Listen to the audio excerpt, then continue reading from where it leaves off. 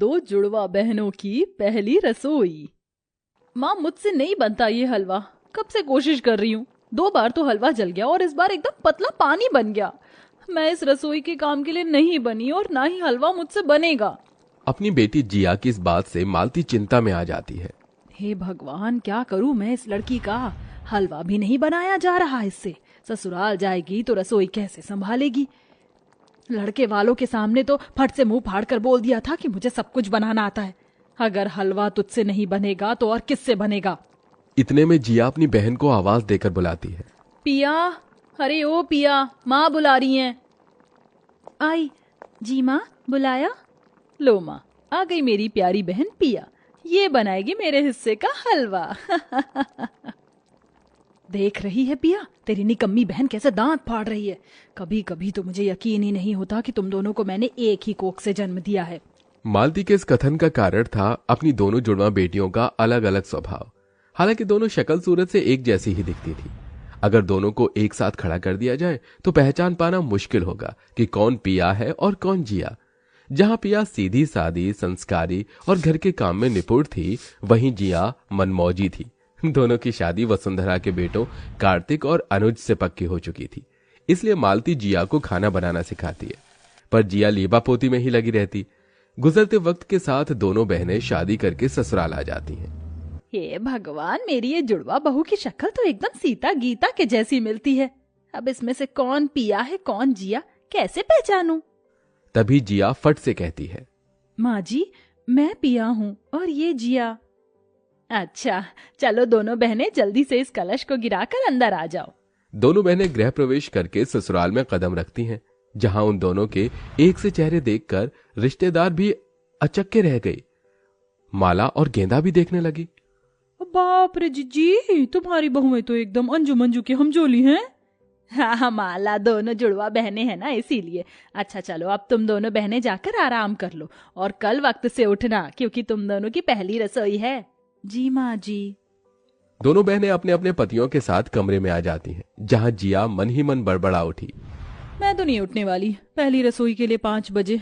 इतनी बड़ी बारात के लिए खाना बनाना मेरे बस की तो नहीं है। वहीं दूसरी तरफ पिया अपनी सास के कहे को मन में बिठाई थी। पिया, तुम इस दुल्हन के जोड़े में बहुत ही सुंदर लग रही हो। आज की रात हमारी है। पिया ने बड़े बोझ भरे मन के साथ कार्तिक की ओर देखकर कहा।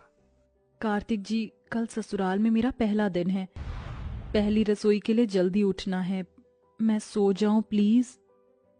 कार्तिक ने नीरस भाव से पिया को देखकर कहा, ठीक है पिया, तुम सो जाओ।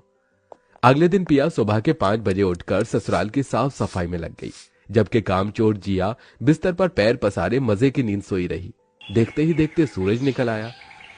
शुक्र है समय से सारी साफ सफाई खत्म हो गई। अब जाकर जल्दी से नहा धोकर आ जाती हूँ।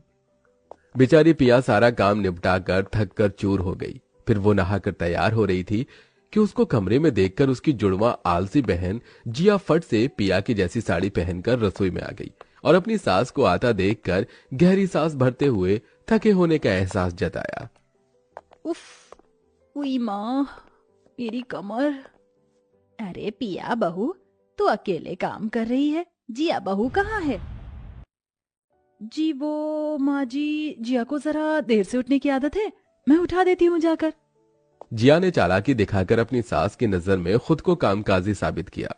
इधर सास गुस्से में पिया के कमरे में आ धमकी, जहां पिया को सजता धजता देखकर वो पिनकते हुए बोली, तू यहाँ लीपा पोती में लगी हुई और वहाँ बेचारी पिया बहू रसोई में अपनी कमर तोड़कर काम कर रही है। अरे ये सजना सवरना भागा थोड़ी जा रहा है।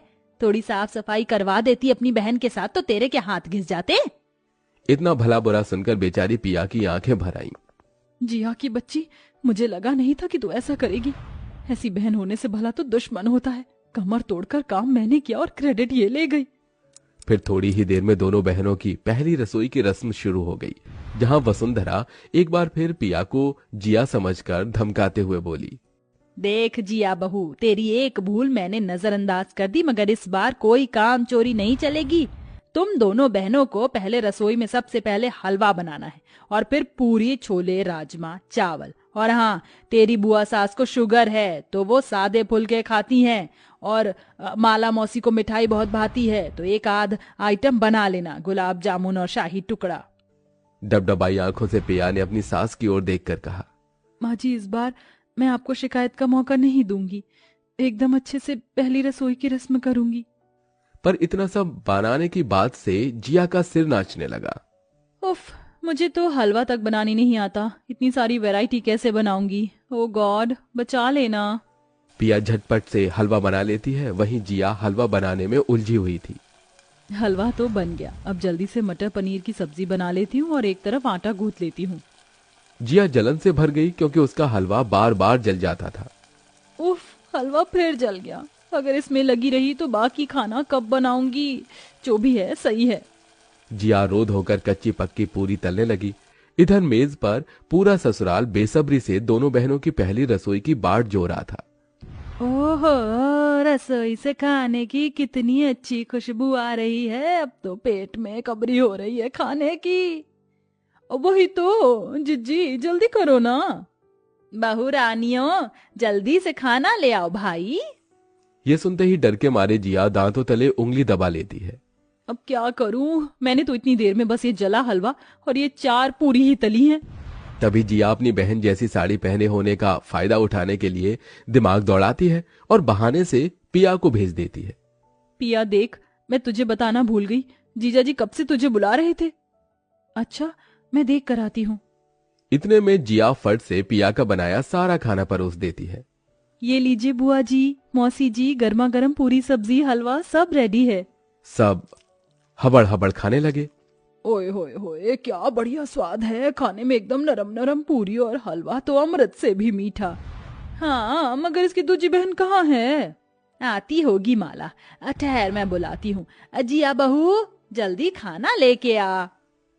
इतने में जला हुआ खाना लिए पिया आ गई। तभी सबने जला खाना देखकर उस पर खूब गुस्सा किया। ये कैसी भट्टी में से पूरी पका कर लाई है, एकदम जली हुई है, और सीख अपनी बहन से कुछ, बेलूड़ी कहीं की। इतने ताने बाने सुनकर भी पिया ने पलटकर कोई जवाब नहीं दिया, मगर उसका मन चीख चीख कर रो पड़ा। जिया ने मेरे साथ छल कपट किया है, सिर्फ सासू माँ से बड़ाई सुनने के लिए।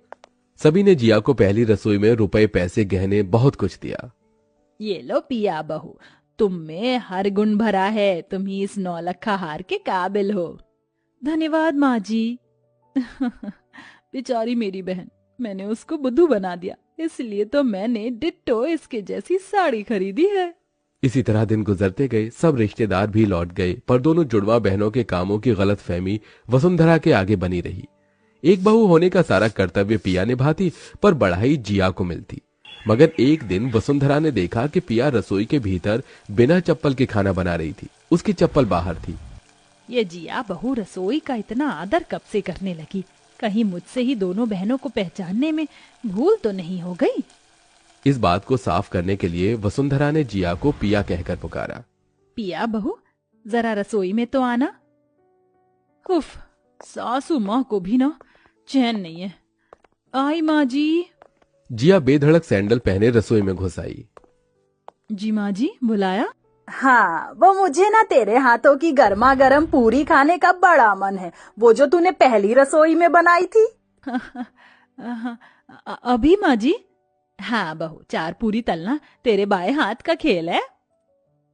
क्यों नहीं माँ जी, वैसे भी मेरा हाथ एकदम नपा तुला हाथ है। जिया बहू, तू जा बाजार से जरा सब्जी ले आ। वसुंधरा ने पिया को भेज दिया। जिया का चेहरा पीला पड़ गया।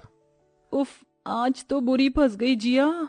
जिया ने पिया की तरह नरम नरम पूरी तलने की कोशिश तो खूब की, मगर जली पूरी देखकर सास ने कहा, रहने दे जिया बहू, ये पूरी तुझसे नहीं बनेगी। तूने पिया के नाम का सहारा लिया और मैं हमेशा उस बेचारी को खरी खोटी सुनाती रही, जबकि सर्वगुण संपन्न है वो और कामचोर है तू।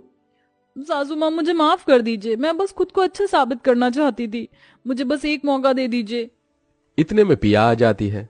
माँ जी, जिया को माफ कर दीजिए, मैं इसे खाना बनाना सिखा दूंगी। इतने के बाद भी पिया के मन में प्यार देखकर जिया ने माफी मांगी और पूरी लगन से खाना बनाना सीख लिया, और दोनों जुड़वा बहनें खुशी खुशी रह